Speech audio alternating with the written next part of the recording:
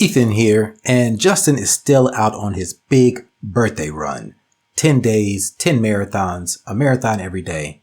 I wonder if he's drinking energy drinks along the way, because we recorded this episode a while back, but it is a spicy one, all about sex and status and sales, and how these energy drink companies weave this in to their marketing, and perhaps you can borrow some of their strategies too. So tune in and let me know what you learn. Welcome to King Moves. In chess, the king moves one step at a time, but that single move can change everything. Each week, we explore mindset shifts and simple actions that could lead to the next breakthrough in your business and life. I'm your co-host, Ethan King, from Atlanta, Georgia, USA. Entrepreneur, TEDx speaker, and best-selling author of Wealth Beyond Money. And I'm your co-host, Justin King, no relation to Ethan, from Cape Town, South Africa. Entrepreneur, speaker, and business growth strategist. Our journey crosses continents and cultures as we think out loud, challenge assumptions, and uncover the small moves that create big momentum. Welcome to King Moves. Let's start the conversation. All right, Ethan. So I recently saw that Keurig Dr. Pepper, purchased the energy drink company Ghost for $1 billion. And the reason I bring this up is because I'm finding it really, really interesting that there just seems to be I'm going to use the word infatuation with energy drinks.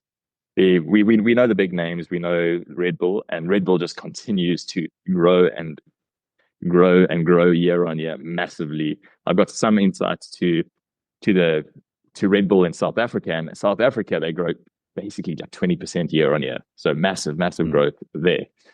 There is Monster Energy Drink, which has been chasing at the heels of Red Bull for some time, but kind of playing a similar space, but a little different.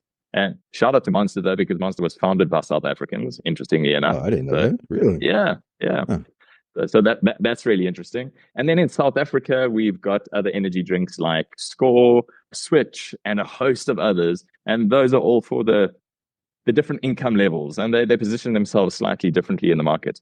But very often I will see certain individuals walking to work in the morning and they're not having breakfast, but they are drinking an energy drink. So there's definitely an infatuation with energy drinks globally. I see it in South Africa. Keurig, previously they had purchased Dr. Pepper, I think back in 2018, and it was for $19 billion. And I think this is their first foray into the energy drink space. So I'm not too sure I don't think there are any other energy drink brands in their stable currently. But I'm just so curious, where does it continue to grow to? And what is it, do you think, that is driving this infatuation with energy drinks? It's interesting because when you told me this, I had no idea that Keurig and Dr. Pepper had merged first, because I always think of Keurig as a coffee maker company. And Dr. Pepper is a soft drink.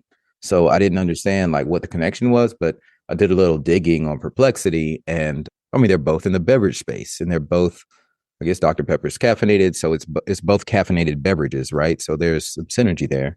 But now that they're Keurig Dr. Pepper, and then they bought Ghost. So these are all alternatives to who was the dominant player in the market forever was Coca-Cola, right? For decades, that was basically the only energy drink you could get, quote unquote energy drink, or coffee, right? So we're seeing this trend of people moving away towards, and I think it's a good thing, people kind of moving towards healthier beverage choices, or what they perceive to be healthier, because obviously there's a lot of controversy around energy drinks. Red Bull, for instance. Well, first of all, Red Bull, let's talk about advertising for a minute, because Red Bull is crushing the game. What's the word that comes to your mind when you think of Red Bull? Extreme sports. Yeah, extreme sports. But adventure comes to my mind, because they just cool. Cool. Adrenaline, like things like, I mean, they do the wildest things, jumping from space, all of the wing, what do you call the wingsuit guys? Yeah. I mean, I love watching that stuff. And you always see Red Bull branded on whatever it is. So they own that like adrenaline space. So I think that's why they're doing so well. And fun fact, I did not know, I hadn't been out at one of my speaking engagements. I went out to a bar with some of the guys, and you can't, in certain states in the US, you can't order Red Bull and vodka. And I used to be able to do that. It used to be like my go-to, especially if I was out late and I was trying to stay up and party, Red Bull and vodka. Well, they've outlawed that combination in some states. You cannot order that. They won't serve it together because I guess people, I'll have to do some research, but I guess people had issues with that combination. Well, it's a bit of an upper and a downer at the same time. I think it can't be good for your body. But right. Taking a step back, because this is where my mind went to, was on the advertising side. And as you say, Red Bull absolutely crushed it. Monster, to a similar degree, have done the same. Monster own a lot of the motocross or motorsport space. They've got into like Monster trucks and a lot of those sportsmen are sponsored by Monster. So also very active lifestyle pushing that. Do you think there's an element of the cool factor of just drinking an energy drink, irrespective of the brand, but there will be brand loyalists? But do you think part of what has driven this has been the path that the likes of Red Bull and Monster have laid for other energy drinks to come into the market and people to just be like, this looks pretty cool for me to be walking around and drinking an energy drink? I see it when I'm training at gym most days. And it's usually younger individuals just getting into training. They're trying to think, what is going to make me look cool in the gym? And what's going to make me look cool is to have a Monster, to have in South Africa, one of them is a Switch or a Red Bull sitting next to the machine, sitting next to the bench press while I work out. So I wonder if that plays enough of a part to be driving this demand. So there's a little bit of a status and a sex symbol in the beverage choice. Yeah. 100%. Wow. I feel so out of it. I had no idea. That's funny. I guess that plays into everything we buy, right? I mean, they talk about iPhones being in a lot of countries the iPhone is held in such high regard. It's a sex symbol. It's a status symbol to own an iPhone over an Android. I think I heard that about several Asian companies in countries in Asia. So yeah, I mean, you got to put a little bit of that sexiness into every brand. And if you're appealing to men, then that adrenaline and strength is what we think makes us appear sexy to whoever we're trying to attract. I don't know if that's necessarily the case, but maybe in the psychology of it there, you're showing that you can provide security to a woman, and maybe that does play a part in it. Well, my favorites are, what are your favorites? Mine are Monster, the Monster that comes in the white can, because I think that's the one that has like 0 calories. I don't like a bunch of sugar. And that one has a lot of vitamins in it too. And then Celsius. Have you tried Celsius? I haven't. Okay. Yeah, that one. And it feels, the first time I drank a Celsius, they were sitting out at an event in cans and I grabbed it. I thought it was a can of like flavored water. I didn't know it was an energy drink, and I like downed it and I was like, oh, this is pretty good. And I was just up. I was wired. And I think I drank like 2 or 3 cans, and somebody's like, dude, you're downing those Celsius. And I was like, oh, it's just water. But no, it's an energy drink. And it has all these vitamins in it, though. It feels like a healthy energy drink. And I think it's where we're going. Yeah. More of the sentiment is going towards the health trends. There are even less people drinking alcohol these days. I don't know. Have y'all noticed that in South Africa? 100%. I think there's still enough to keep the industry going. That is for sure. But it's definitely a decline, particularly in the younger generation of drinking. It is becoming less and less, which is really interesting. It is an interesting global phenomenon, and maybe that's driving some of the sale of energy drinks. If you're out and you're drinking less, you might be taking some other substances, but if you're drinking less, what do you go for? Possibly an energy drink is one of those things, because ultimately you're trying to change your state, right? Correct. Just going back to the drivers of why somebody would purchase it.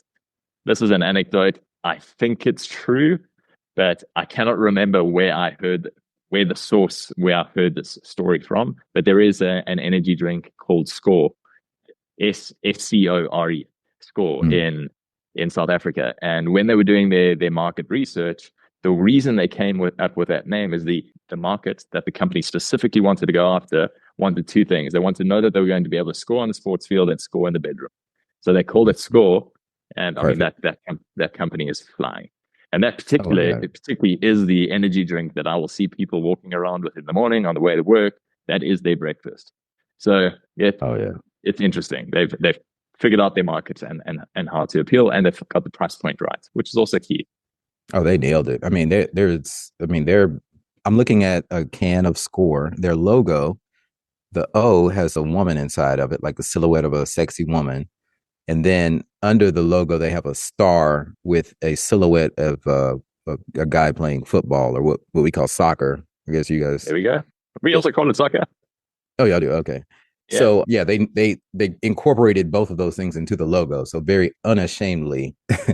And it has guarana in it, guarana, Yeah. which is interesting. I take that every morning for energy. Okay.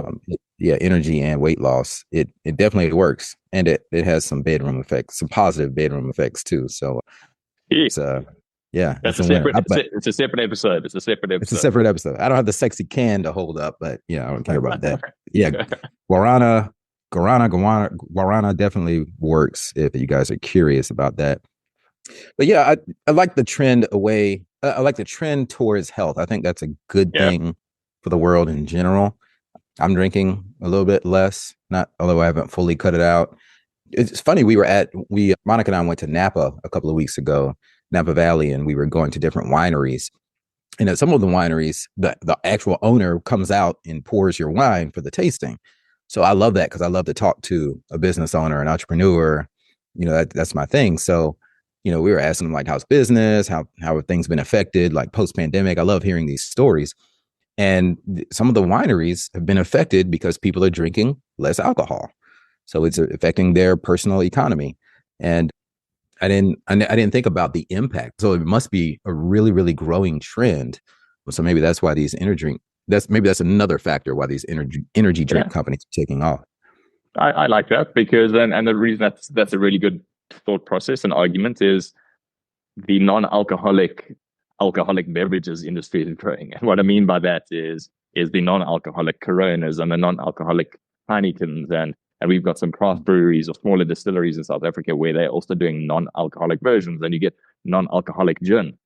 And those are definitely far more readily available in supermarkets and bottle stores and placed closer to the front of the fridge, closer to the front of the aisles where the majority of the shoppers are, which is an indication that it is moving. The product is being purchased. So that's definitely increasing as well. And maybe those two points are very aligned. People are looking, because of this decrease in the number of people drinking alcohol or as much alcohol. Yeah. People are looking for an alternative. And it's very difficult to stand around sipping a water, standing around sipping a Coke, standing around sipping a fruit juice. It just doesn't work. Yeah. You need something else. Maybe that's it. Yeah, I think that's it. Because we want that state change, right? We want to feel different. I mean, and these drinks really do work. They're not placebo. I mean, they have a lot of stuff in them that will change your state. So they actually work, but like packaging them as healthier alternatives, I think is a very, very smart move. So maybe we should look into somehow investing in these companies, being that we see that our direction this is headed. I think it would be worthwhile time spent. Absolutely. That's a wrap for today's episode of King Moves. Remember, in chess, like in business, one right move can change everything. Take today's action step, make your move, and build momentum. If you found value in today's episode, share it with someone who's ready for their next breakthrough. And don't forget to subscribe so you never miss our weekly conversations. Until next time.